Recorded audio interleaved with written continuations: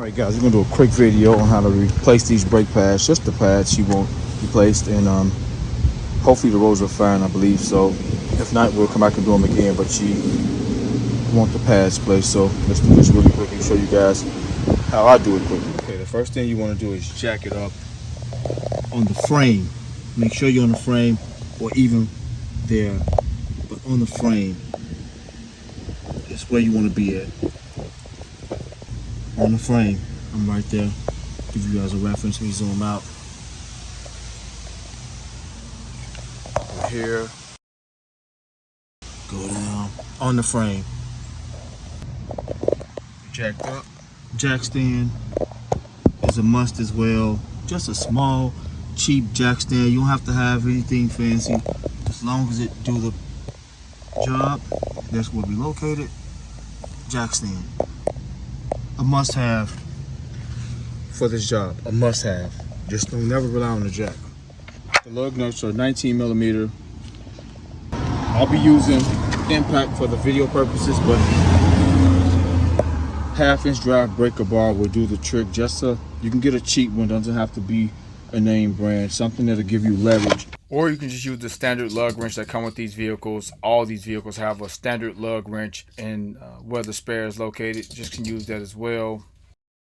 And I'll do one of them and show you guys just some leverage and just to break the lugs and screw them off, even while the car is up. This is the front wheel drive car, so the wheels are already locked because the transmission is in park. If you want to get even better leverage or eliminate the wheel movement, just break the lugs loose while the vehicle's on the ground. Then jack it up, remove the lugs, and then the wheel.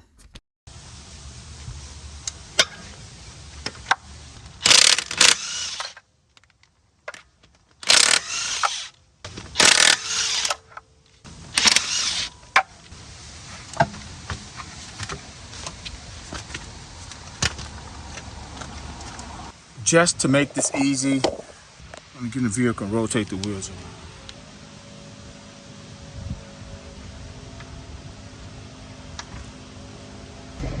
Alright, the very next thing you want to do to make this caliper come off super easy, take a flathead screwdriver,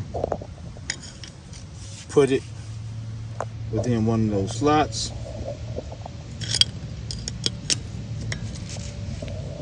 and pull this way, using this as leverage. Just want to push that caliper in some. You can also go back this way.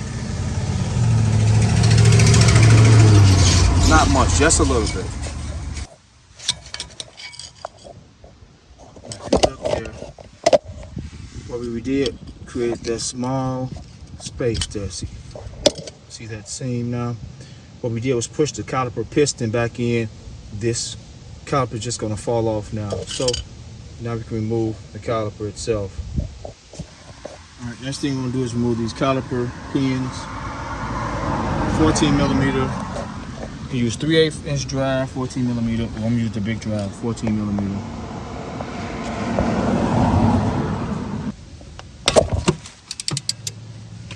If you notice, by rotating that wheel out, you got all the leverage in the world to maneuver, opposed to it being that way and you got limited space.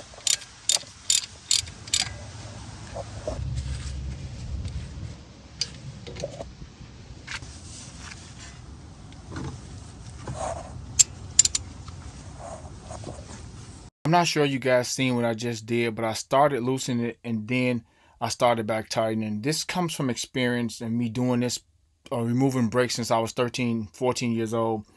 When I removed that caliper pin, when I tried to remove it, I felt how tight it was. That lets me know one thing, that someone didn't lube the caliper pin up, or the grease was dried out within that caliper pin, which happens when brakes hadn't been changed in a long time. And in this case, the brakes were just recently changed, probably less than a year ago, and she don't drive the car like that. So, you know, it sucks kind of going behind somebody who does a poor job. As you guys will see, the line also was kind of twisted up, which was rubbing against the bracket and almost certain to bust at some point in time.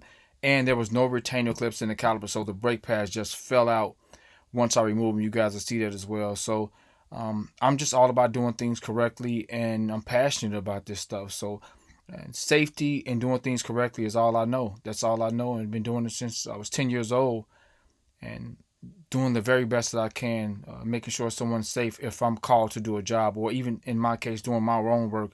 Everything has to be right. I only know one way to do things. If this happens to you and you feel that caliper pin tight once you remove it, stop and go back the other way. Just keep doing it as you just seen me do. Once I got it loose, when I felt that it was kind of free, I used my power ratchet or my cordless ratchet to get it off. But you have to go back and forth with it until you feel it free up. Otherwise, you're going to wring it off and you're going to need a caliper. It's going to be a mess to get the rest of that pin up out of that caliper. And ultimately, you're going to have to replace that caliper. It's going to be tough to get the rest of that pin off because that head of that bolt or pin going to ring off. Look where I got it at.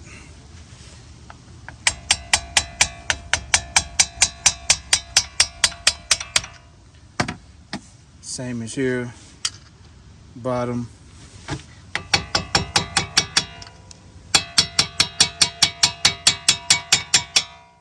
That bottom is stuck in there really good.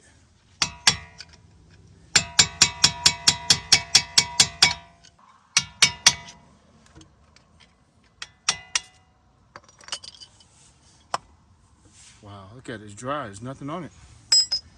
Both of them are pretty dry. I tell you one thing, look at this. Whoever replaced these brakes last didn't do a good job. Look at this. This should never be like this. This is wrong.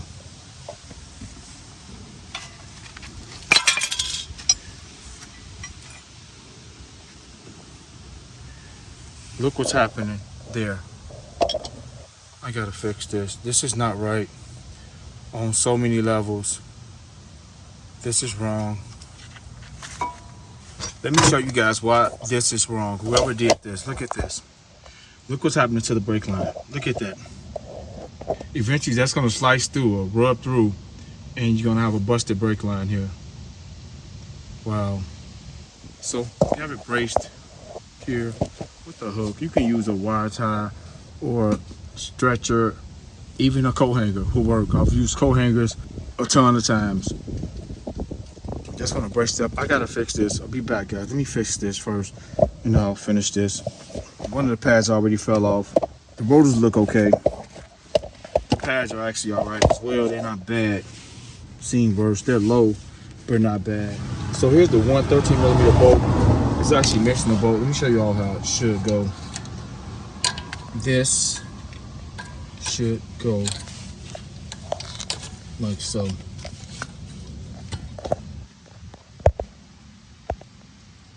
Let me show you how the other part should mount. So since I got one bolt here, I gotta make something work. This should go like so. This needs to actually be bent some as well. So I'll bend this back really quick. And once this go like this should kind of be parallel, not bent over like so. And this mounted. This is actually wrong too. This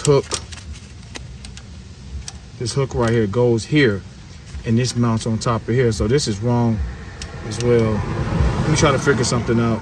I got it bent as best I could here. I got limited tools. I got enough tools with me to pretty much tackle anything with this, but I wasn't expecting this to be bent up like this. So still not how it should be, but somewhere close. I was able to pull the line through some, you guys can see. But this bracket for the ABS sensor, I removed it because this was on wrong as well. It actually kind of sits like so, but I don't got no bolt for it, so I got to make something work. It hooks into here.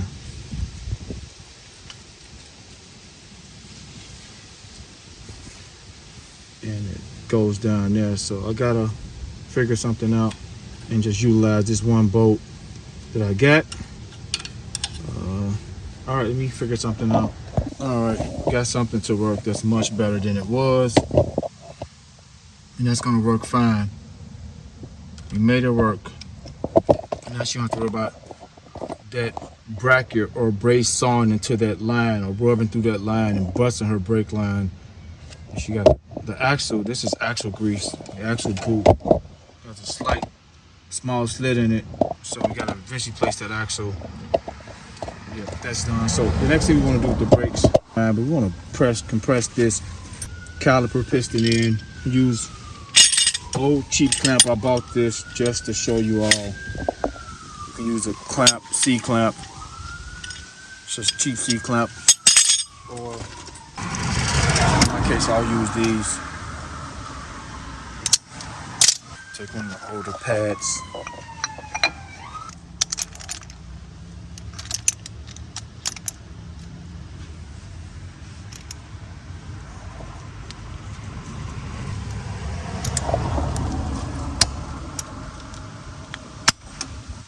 All we doing is compressing that piston in. That's it. It's already compressed in. Super easy and simple.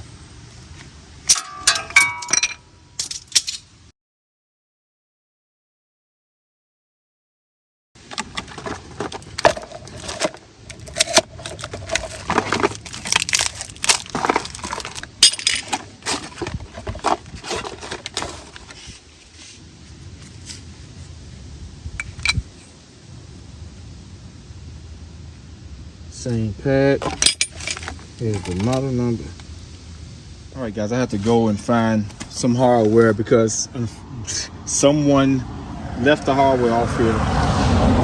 So it was only one of those clips or the retainer here for the brake pads. The other one was completely missing, as you all seen. Here's what we got here. These pads didn't come with them, so make note of that. If you buy these, you have to buy the premium ones, the black and gold box, the gold ones, to get these hardware kits with it.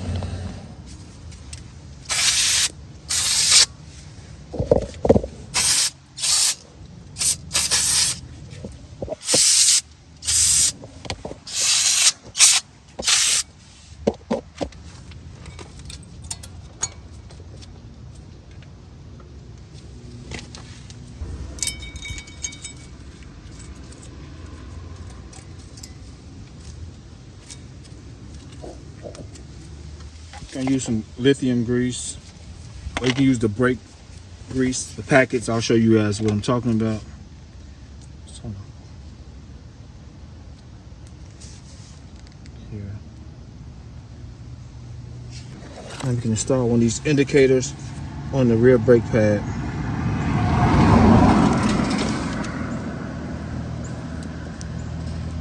Sits in that slot, like so.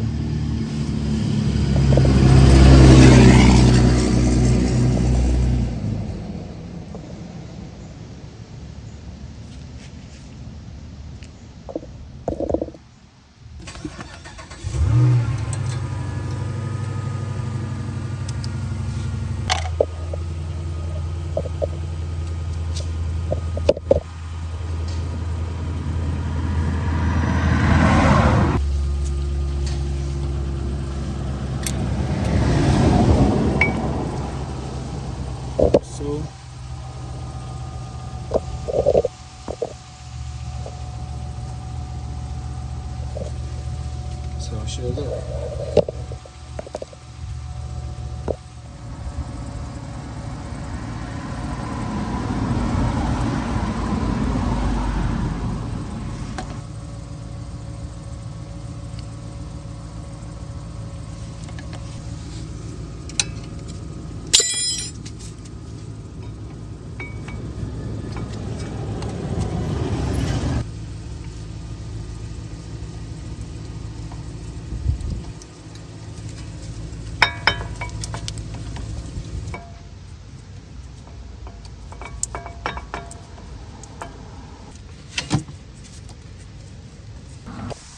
All right, we're tightened down.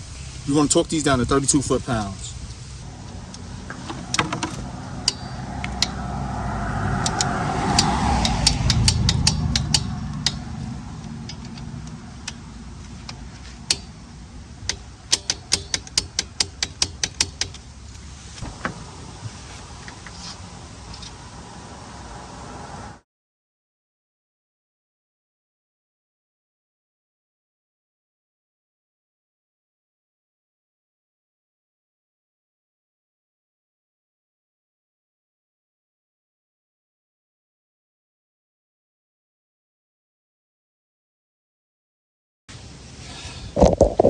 guys, so after this one, hope you guys found it helpful.